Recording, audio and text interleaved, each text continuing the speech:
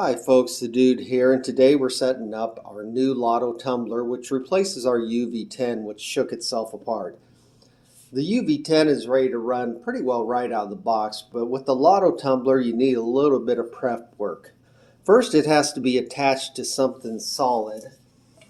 Most people will use a cinder block brick like this, and you take some concrete and fill the holes that are in this brick, and I've actually added a plastic mat to the bottom.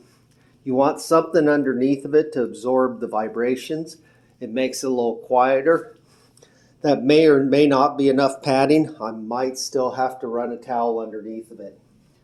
And then you want to paint at least this surface of the brick. I've painted the entire brick because it was an old dirty brick, but you have to paint this surface because it'll attach with these adhesive strips, and they need a smooth surface to attach to.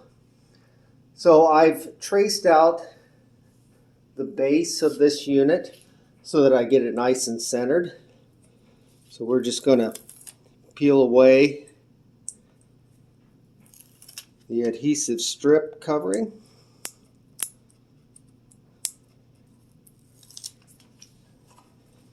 Center it on my markings.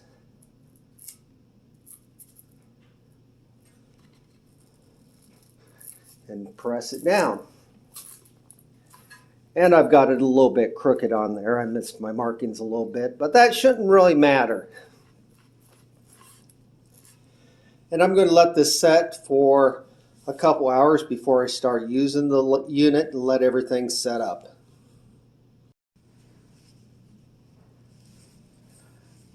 So the other thing you want to do to prepare this unit is to make sure this dowel is in the proper place. Now this dowel, in my opinion, is a fix for a poor design. I don't think they should put springs on both sides. I think they should just put springs on this side, and this side should be a solid pivot. You don't actually want the unit shaking back and forth like this. You want it pivoted on one side, so only one side of the unit swings, this side here.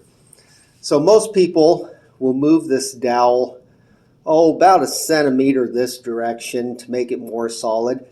And if you want to do that, you can detach the screws, these 4 screws, and take up the dowel, which is glued down and has a brad through it, and move it and refix it. You don't actually have to do that, I don't believe. I have a dowel of the same size here, and I can just shove it in there, and it should serve the same purpose. It just wants to make this a little more solid so the spring doesn't come into play. So I can try it without the dowel in it, see if my action is good, and then put the dowel in if I need it. So now we're ready to fill the barrel on our new vibratory tumbler. This is a 4-pound barrel. It has this little knob on the bottom of the barrel. For what reason I don't know, so you want to set it in something. I'm just setting it in an old rotary tumbler barrel. And it has a smaller opening than our UV10 had. So a lot of people use, well, I guess it's a canning funnel to fill this. I don't have one yet. I've got it partially filled with mostly leopard skin jasper. I did the pre-polish, the medium and the pre-polish run, with 3 different materials in my 15-pound barrel. It's this leopard skin jasper, and that's what most of the material in the barrel is. There's just a few pieces of this opalized wood. These are completely dry. Now if I'd run the pre-polish in the vibratory tumbler, these would probably be a lot shinier than they are. And we also did obsidian. Now I have all the leopard skin jasper and the opalized wood in here right now. I'm going to throw in a little obsidian to finish filling the barrel. I want to run 25 to 50% media in this barrel.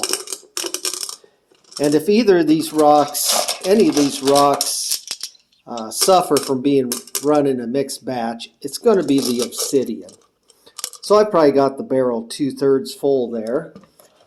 And this pile of media right here came out of the barrel, the pre-polished barrel. So I'm just going to use that to fill it the rest of the way. And like I say, this is a lot easier if I had a canning funnel, which I will eventually get. But you want to fill this barrel most of the way full. And there you can see it's mostly full. I have maybe an inch or so at the top of the barrel. So after filling the barrel, we go ahead and put water into the barrel and then drain that water off. Just putting our fingers over the top of the barrel like this and letting the water run out until it stops dripping. That assures that all of the material in the barrel is wet.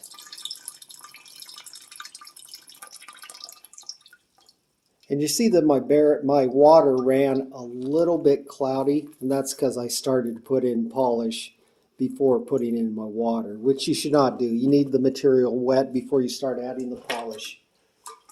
So with that, I'm going to add the polish again. This is a well-established formula, should work for us.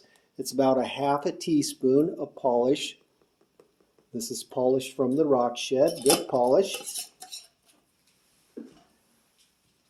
And then I'm going to add 2 tablespoons of borax. And you'll see a lot of people adding this polish and this borax when it's running on the tumbler. There's really no need to. Adding it beforehand like I am is just fine. Now we're going to get this onto the tumbler and get it shaken. So with the unit on the floor, we want to put the barrel into it. It just has to be seated down there enough so it holds it. You don't have to push it down too far. The lid on this does not screw on. So what many people do is take some rubber bands, string them together, and hook them to that knob on the bottom of the barrel. And that should hold that lid on pretty good.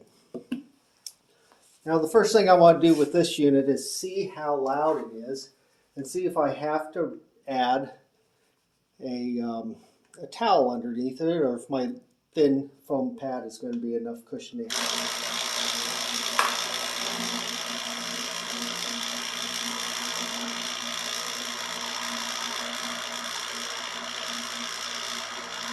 And that doesn't seem to be too bad. I'm going to add a towel underneath just to see if there's any difference. And now with the towel underneath, it doesn't seem to be any quieter. So I'm going to go ahead and remove the towel for operation. And for whatever reason, it seems like it's actually quieter without that towel underneath. I'm going to unplug it one more time. This doesn't have a switch on it, so in order to turn it on and off, you just unplug it. So first off, I want to see if my extra dowel is going to make any difference in the operation of this. So let's remove the lid so we can see how things are rolling.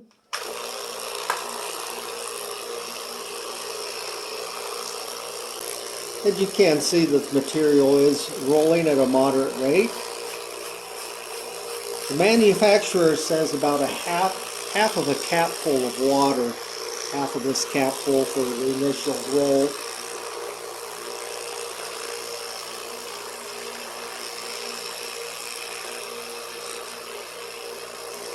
And I'm going to let this run a little bit and let it distribute all the borax and the polished material.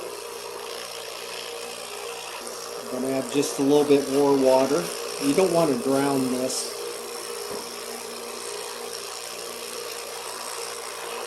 So initially we started with all the material wet. The extra water is more or less to make up for the dry polish and the borax that we put in.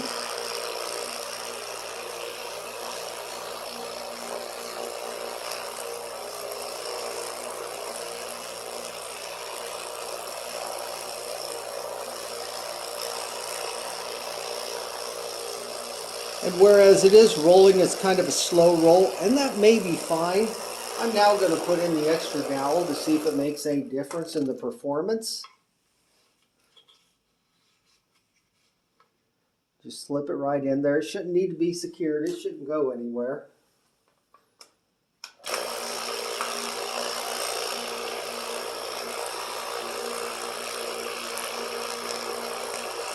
And now with that dowel in it, you see how it runs a lot faster, a lot smoother action.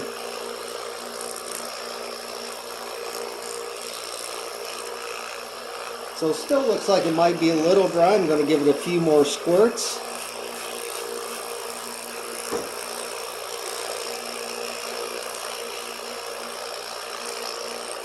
And I'm going to cap this off. I'll let it run for, an hour or two, and then I'll come down and see how the action is.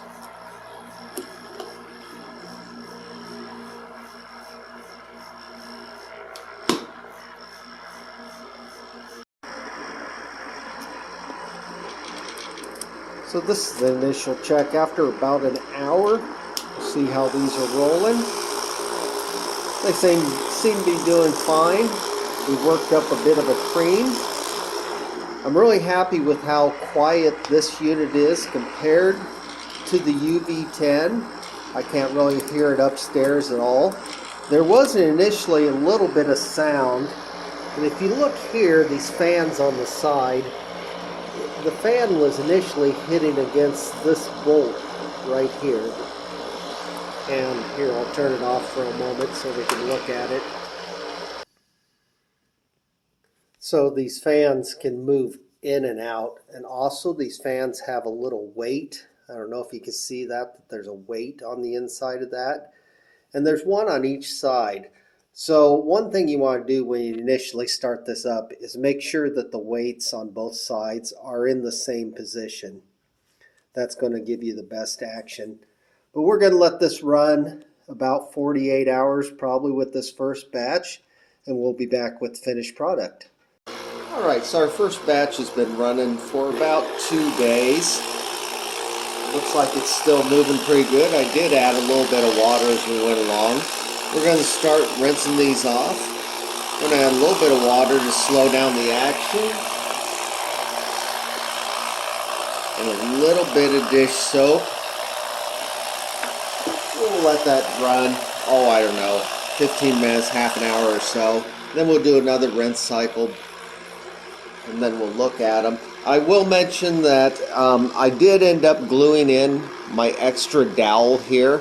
Initially, I didn't glue it in because I wanted to see the difference with it in and with it out. But it actually was vibrating a little bit and making a little bit of noise, so I went ahead and put some hot glue on both ends and solidified that. Now everything's been rinsed. We've got it back in the barrel. Once again, we're going to add a little extra water. And a little bit of soap. And we got 99% of the grit out of there. We cleaned the inside of the barrel. This is just a burnishing step. Take care of that last little bit of grit. Get anything that's in cracks out of there. And we'll let that run another half an hour or so. Once again, we'll be back.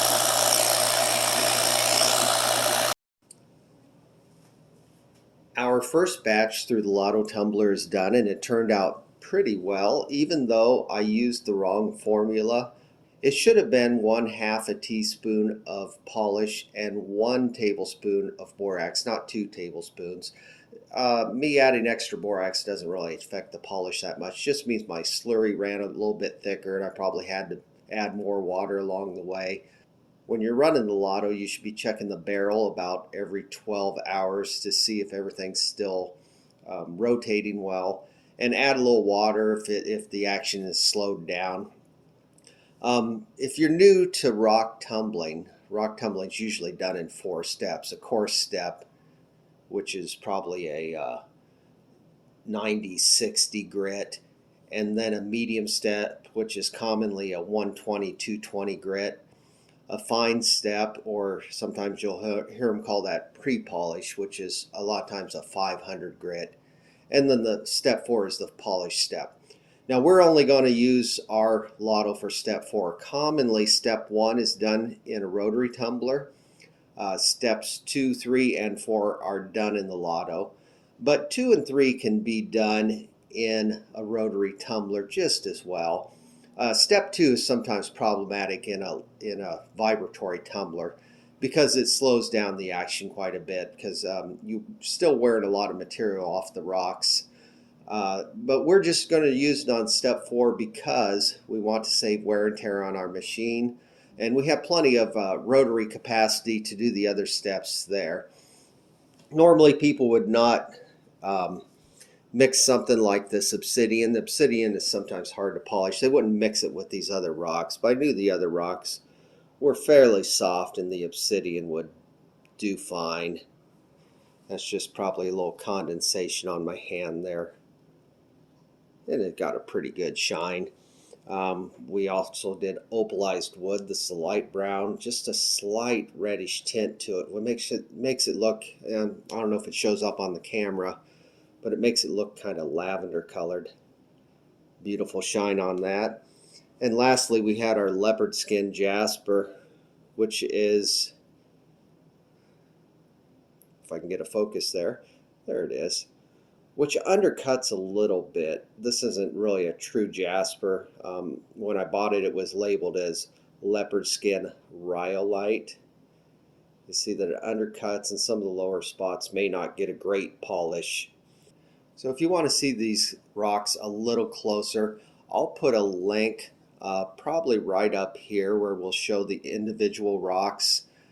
We've already got another batch in the Lot-O-Tumbler. The rest of the obsidian, we're going to do probably at least 3 more barrels of obsidian before we bring that to you. So until next time, be happy, be kind, make your home a safe place. Bye everyone.